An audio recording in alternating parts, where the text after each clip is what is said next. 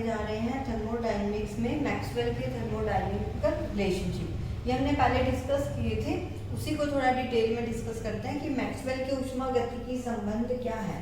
अब देखो, किसी भी निकाय की ऊष्मागतिकी जो अवस्था होती है यानी कि थर्मोडायनेमिकल स्टेट होती है, तो स्टेट को डिफाइन करने के लिए मेन हमें प्रेशर, वॉल्यूम, टेम्परेचर और एंट्रोपी, ये चार क्या कहलाते हैं? ऊष्मागतिकी चर कहलाते हैं, थर्मोडायनेमिक वेरिएबल कहलाते हैं।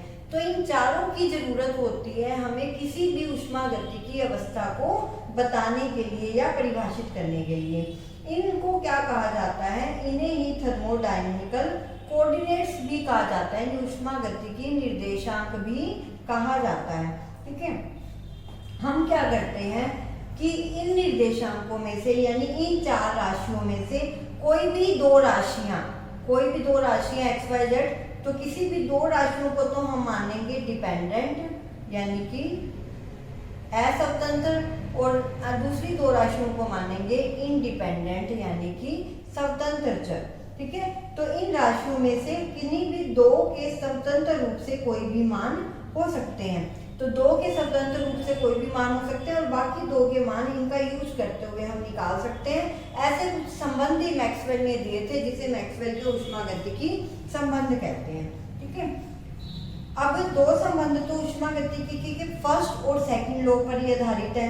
जैसे फर्स्ट लॉ क्या होता है? dq equals to du plus में p dv। फर्स्ट लॉ ये कहता है कि किसी भी निकाय को दी गई ऊष्मा दो रूपों में यूज होती है, एक तो उसकी आंतरिक ऊर्जा में और दूसरा कार्य करने में। और dq को हम क्या लिख सकते हैं एंट्रोपी के फॉर्म में? dq equals to t into ds। Entropy वाला टॉपिक आपके फर्स्ट यूनिट में भी है और फर्दर स्टैट में भी आएगा, तो इसे ज़्यादा डिटेल में हम स्टैट में पढ़ेंगे। अभी आप सिंपल ये ध्यान रखो, dq इक्वल्स टू क्या लिखा जा सकता है? t into ds। क्योंकि एंट्रोपी होती क्या है? एंट्रोपी हम इसे बताते हैं कि किसी भी सिस्टम को टेम्परेचर देने पर उसकी हीट में जो चेंजेस आते हैं उसका डिस्कशन हम एंट्रोपी में करते हैं। एंट्रोपी डिसऑर्डर को भी मेजरमेंट करती है। तो यहाँ से हमने निकाला dq equals to t into ds, तो इक्वेशन क्या बन जाएगी? dq इक्वल्स टू यहाँ रखा tds इक्वल्स टू क्या आ गया? du प्लस में p इंटू dv। तो du कितना आ गया? du आप लिख लोगे t ds minus p into dv। ठीक है, तो हम ये करेंगे कि ये जो इक्वेशन है किसी भी निकाय की आंतरिक ऊर्जा के परिवर्तन को चार ऊष्मागतिकी निर्देशांकों p, v, t और s के द्वारा व्यक्त किया जा सकता है। ठीक है, तो इन राशियों में जो संबंध आएगा उसे हम कहेंगे ऊष्मागतिकी फलन या विभव कहते हैं। ठीक है, तो अब इसकी व्याख्या करने के लिए फर्स्ट हम लेते हैं इसकी इंटरनल एनर्जी। तो फर्स्ट थर्मोडायनेमिकल रिलेशनशिप आएगा वो इसकी इंटरनल एनर्जी से आएगा। पहले हम लिखते हैं आंतरिक ऊर्जा, इसी से हम निकालेंगे मैक्सवेल का प्रथम ऊष्मागतिकी संबंध। तो चाहे तो आप हेडिंग डाल लो मैक्सवेल फर्स्ट थर्मोडायनेमिकल रिलेशन। आंतरिक ऊर्जा हमने लिखी du equals to TdS minus p into dv। ठीक है, आंतरिक ऊर्जा आपको पता है कि ये निर्धारित पथ पर निर्भर नहीं करती क्योंकि इंटरनल एनर्जी स्टेट फंक्शन है, तो पथ पर निर्भर नहीं करता। तो इसमें हम क्या करते हैं, इसकी जो राशियां हैं एक तो ds और dv। अब आपको पता है वेरिएबल फॉर्म में तो ये दोनों ही है, डिफरेंशिएशन फॉर्म में लिखा हुआ है ds dv। इसका मतलब s और v क्या है? इसकी चर राशियां हैं जो कि यहाँ पे हम इसको क्या मानेंगे? इसके कोरस्पोंडेंस डिफरेंशिएशन करेंगे। तो पहले हम इसका अवकलन करते हैं s के विद रिस्पेक्ट टू, तो del u by del s। जब आप s के विद रिस्पेक्ट टू करते हो, दो राशि हैं, एक को डिपेंडेंट मान लोगे यानी a के विद रिस्पेक्ट टू करोगे तो दूसरा कांस्टेंट रख दोगे। तो यहाँ पे s के विद रिस्पेक्ट टू कर रहे हैं तो v को कांस्टेंट रख दो। तो del u by del s at the constant volume, इसकी वैल्यू कितनी आ जाएगी? t आ जाएगी। वॉल्यूम कांस्टेंट है तो dv क्या हो गया? 0, और del u by del s की वैल्यू t के इक्वल आ गई। सेकंड थिंग में आप करोगे v को ले लो, v के विद रिस्पेक्ट टू डिफरेंशिएशन कर दो, del u by del v at the constant entropy constant रख दी, इक्वल्स टू क्या आ जाएगा? माइनस का p। अब इसमें ये ध्यान रखना कि आपको इंडिपेंडेंट और डिपेंडेंट वेरिएबल्स क्या लेने हैं। यहाँ पे ds और dv ये वेरिएबल फॉर्म में है, तो इसी को ही लेके चलेंगे। एक के विद रिस्पेक्ट टू पहले डिफरेंशिएशन कर दिया और दूसरे को कांस्टेंट रख दिया। ये इसको फाइंड करने का एक वे है। चारों रिलेशनशिप में आपको यही मेथड फॉलो करना है इसके डेरिवेशन का। ठीक है, तो del u by del s भी आ गया। अब इसको करो डेल बाई डेल वी। अब v के विद रिस्पेक्ट टू कर दो इस इक्वेशन को, del u by del s. अब v के विद रिस्पेक्ट टू कर रहे हो तो s को क्या हो गया कांस्टेंट, s को कांस्टेंट रखा तो डेल t बाई यहाँ जाएगा डेल v और s क्या है कांस्टेंट। ठीक है, तो del by del v del u by del s, ये तो एज इट इज इस इक्वेशन को करें, ये हो गया del t by del v at the constant entropy. ऐसे ही इस इक्वेशन का भी कर दो।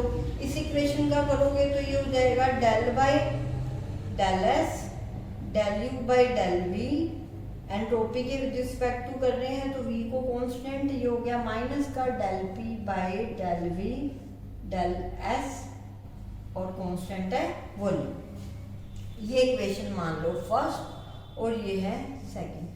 फर्स्ट और सेकंड का लेफ्ट हैंड साइड तो आपस में इक्वल होता है, क्योंकि यहाँ पे s और v क्या है वेरिएबल है।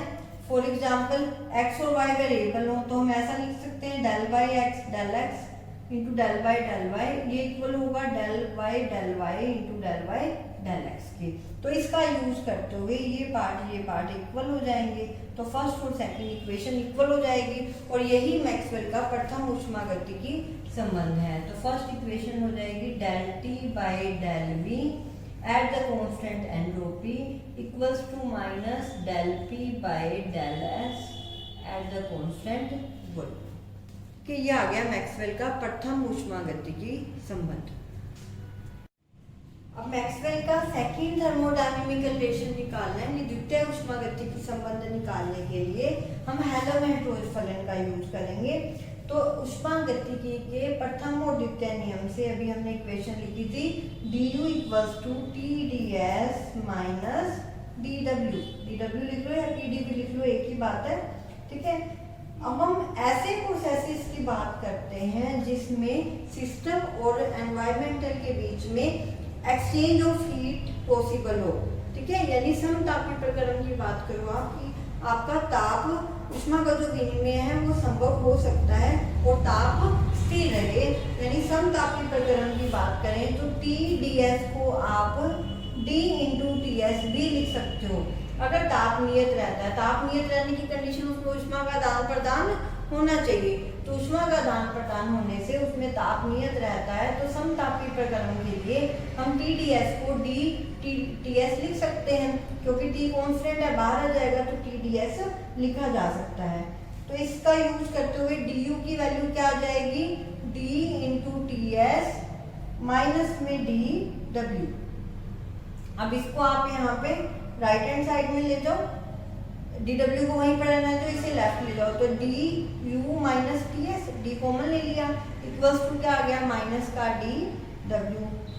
इसको लिखते हैं हेल्महोल्ट्ज फंक्शन यानी डी एफ, तो डी एफ इक्वल्स टू क्या आ गया माइनस का डी डब्ल्यू। एफ की वैल्यू यहाँ पे क्या है यू माइनस टी एस है। ठीक है, तो इस ऊर्जा को हम क्या कहते हैं हेल्महोल्ट्ज स्वतंत्र यानी मुक्त ऊर्जा कहते हैं। इसे कार्य फलन भी बोला जाता है, वर्क फंक्शन भी बोला जाता है, क्योंकि किसी निकाय द्वारा किया गया कार्य इस फलन में कमी के बराबर आ रहा है, तो इसलिए इसको वर्क फंक्शन भी बोला जाता है। तो डी एफ इक्वल्स टू हो गया हमारे पास यू माइनस टी एस। तो डी एफ को आप ऐसे लिख सकते हो, यहाँ पे एफ लिखा यू माइनस टी एस।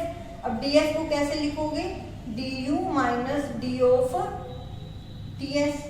अब इसे ओपन कर लो, तो डी यू माइनस इसको लिखोगे टी डी एस, फिर एस कॉन्स्टेंट रखा तो माइनस का एस डी टी। अब फर्स्ट वाली इक्वेशन का यूज कर दो, यहाँ पे पी डी वी भी लिख सकते हो।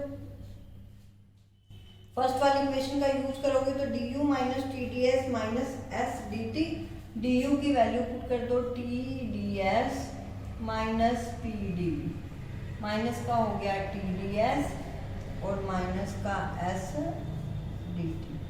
टी डी एस से T D S cancel out हो गया, तो फाइनली आपके पास डी एफ कितना आ गया, d f equals to minus का पी डी वी और माइनस का एस डी टी। ये आने के बाद तो सेम पहले वाली कैलकुलेशन ही करनी है। अब इसमें ये ध्यान रखना कि चाहो तो आप f को सीधा ही ले लो, तो आपको ऊपर वाला शो करने की जरूरत नहीं है कि f को हमने लिखा u माइनस टी एस, तो भी आपको इसके पूरे मार्क्स मिलेंगे।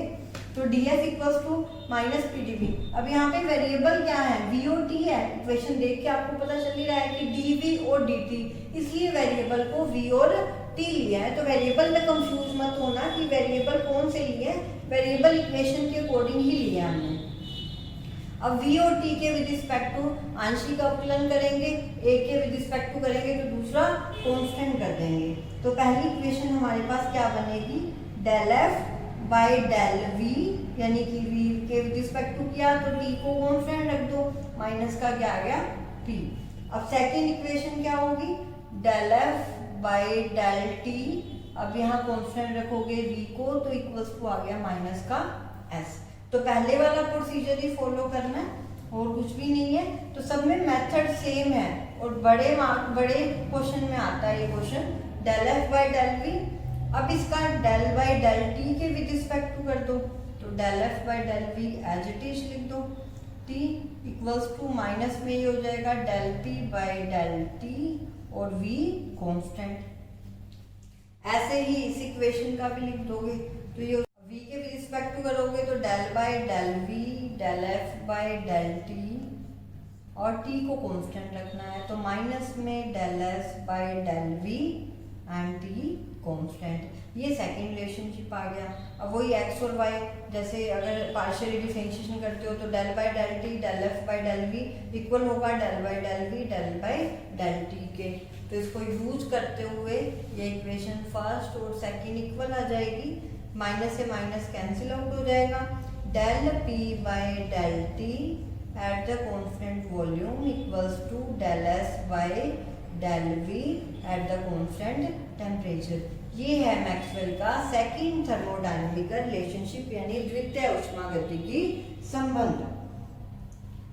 नेक्स्ट हम करते हैं थर्ड आएगा एंथैल्पी पे। निकालेंगे एंथैल्पी से।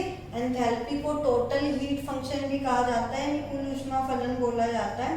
एंथैल्पी क्या होती है, टोटल एनर्जी को रिप्रेजेंट करते हैं। अब टोटल एनर्जी होती है या तो इंटरनल एनर्जी या फिर वर्क एनर्जी, वर्क की फॉर्म में। तो U लिखा इंटरनल एनर्जी को और PV लिखा हमने वर्क को। तो एंथैल्पी होती है U प्लस PV। तो DH आप क्या लिखोगे, DU प्लस में D ऑफ PV। अब इसका विद रिस्पेक्ट टू करोगे, P को कांस्टेंट रखा तो DV प्लस V को कांस्टेंट रखा तो DP और DU की वैल्यू पुट कर दो TDS माइनस PDV, जो इक्वेशन सबसे पहले लिखी थी हमने, प्लस में VDP और PDV से PDV कैंसिल आउट, तो DH आपके पास कितना आ गया TDS प्लस में VDP। ये इक्वेशन आने के बाद तो वही पार्ट करना है जो पहले किया था।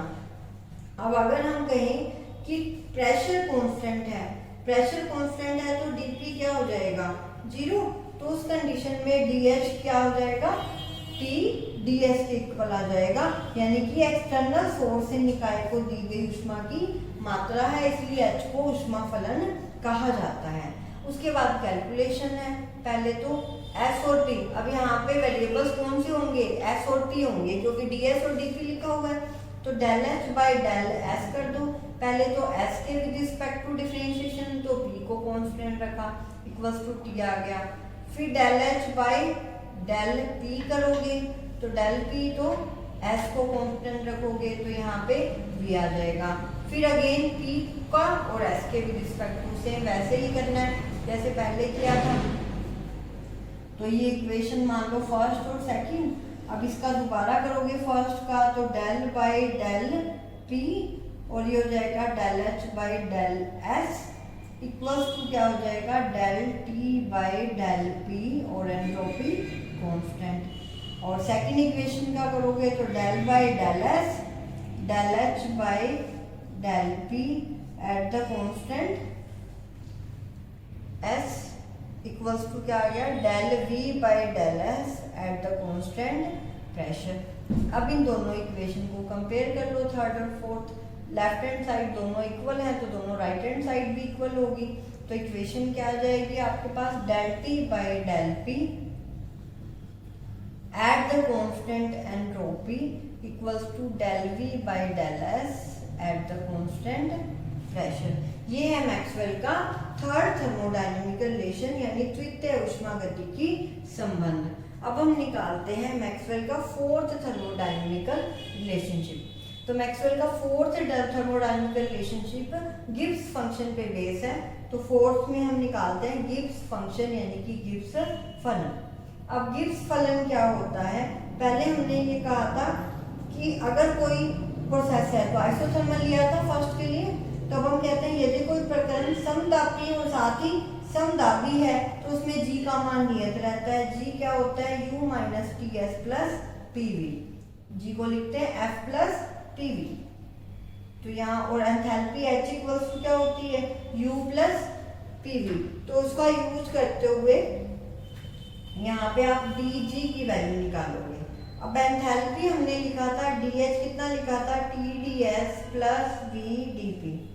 अगर हम ये मान लें कि कोई प्रकरण है वो समतापी भी है और साथ साथ समदाबी भी है, ठीक है, समतापी भी है और समदाबी भी है, तब हम कहेंगे कि टी डी एस को तो लिख सकते हैं डी टी एस और डी पी कितना हो जाएगा 0 और डी एच इक्वल्स टू, तब आप क्या लिख दोगे, डी इंटू टी एस। ये तो 0 हो गया तो डी एच को लिखोगे डी इंटू टी एस यानी d h minus T s equals to 0।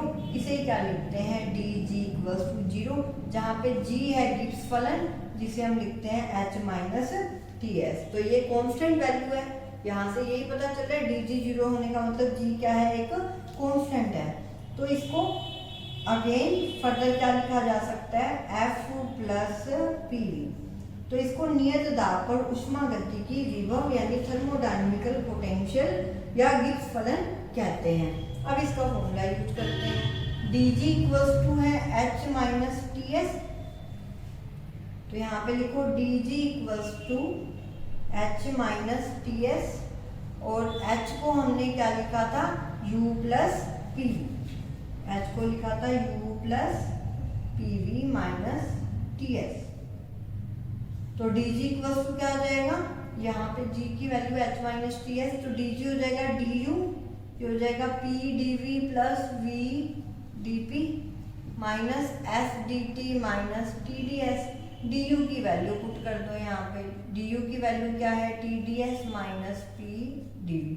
तो टी डी एस से ये t D S cancel out हो गया, पी डी वी से ये p D v cancel out हो गया। तो डी जी आपको कितना मिल गया, v d p minus S D t. अब वही पहले वाला प्रोसीजर करना है। अब यहाँ पे वेरिएबल्स क्या होंगे, पी और टी होंगे। तो वेरिएबल्स क्यों पी और टी होंगे, क्योंकि यही दोनों डिफरेंशिएशन फॉर्म में है। तो डीपी और डीटी यानी कि पी और टी क्या है, वेरिएबल्स हैं। तो अब इसका डिफरेंशिएशन कर दो पहले तो विद रिस्पेक्ट टू पी और फिर टी। तो डेल जी ओवर में del P at the constant temperature, तो पी और टी लेना इक्वल्स टू क्या आ जाएगा, वी और del ji by del T at the constant pressure equals to क्या आ गया, माइनस एस। अब इनका अगेन डिफरेंशिएशन करो, del by del T del ji by del P at the constant temperature equals to क्या आ जाएगा, डेल वी अपॉन में del T at the constant pressure.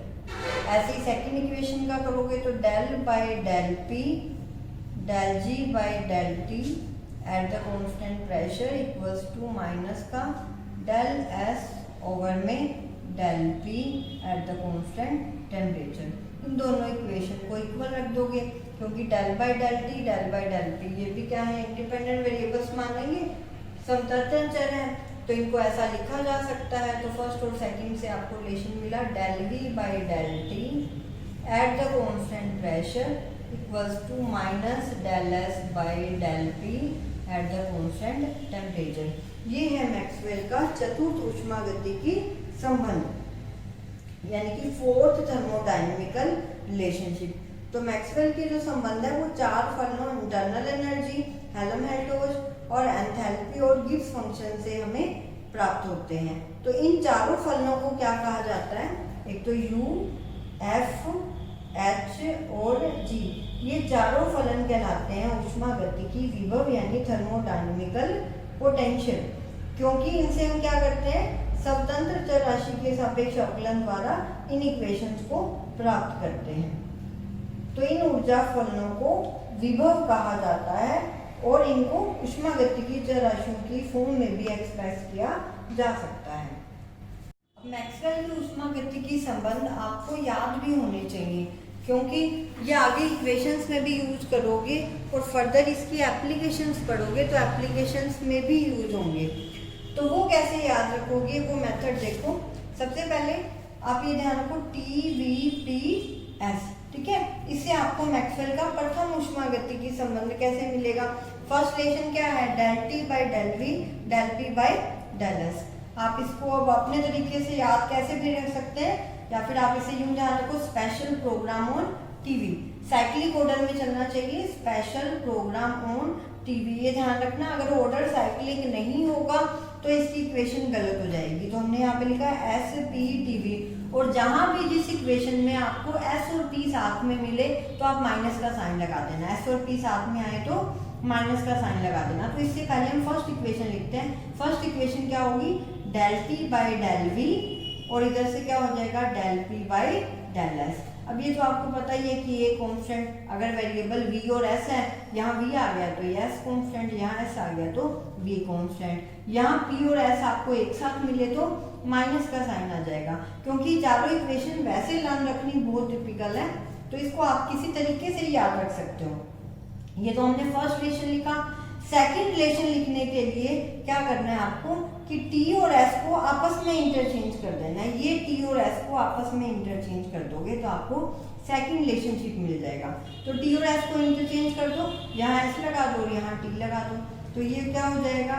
del S by del V, और इधर हो जाएगा del P by del T। आपने T और S को इंटरचेंज करना है, कीप इन माइंड, और इक्वल्स टू, अब यहाँ S और P साथ में नहीं मिले तो माइनस का साइन नहीं आया, यहाँ V और T वेरिएबल है तो इधर T आ जाएगा और इधर V आ जाएगा। ये हो गया मैक्सवेल का सेकंड थर्मोडायनेमिक रिलेशनशिप।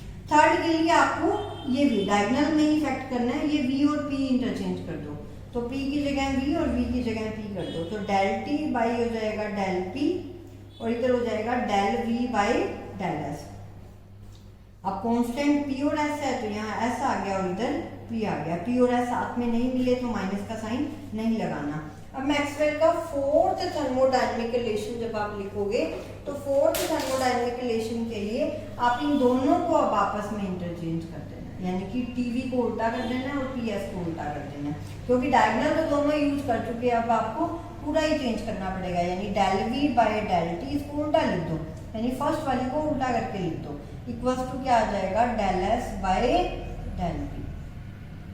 S और P साथ में मिले हैं तो माइनस का साइन आ जाएगा। T और P वेरिएबल है, इधर P आ गया, इधर P है तो यहाँ T आ जाएगा। तो ये मैक्सवेल के चारों रिलेशनशिप है, इस तरीके से याद रखने इजी हो जाएंगे, क्योंकि आगे इसकी एप्लीकेशन में भी आपको डायरेक्टली ही यूज करने हैं। तो आज का लेक्चर यहीं समाप्त करते हैं।